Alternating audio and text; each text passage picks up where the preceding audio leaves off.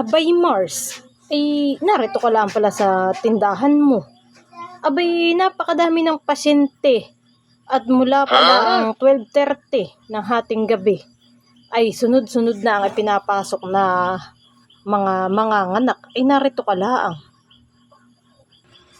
Oh, ay bakit naman Mars dumagsana ang mga manganganak? Ay dati naman ay paisa-isa, dalawa.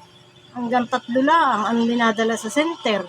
Ay ngayon mula 12:30 ay napakadami nang ipinapasok.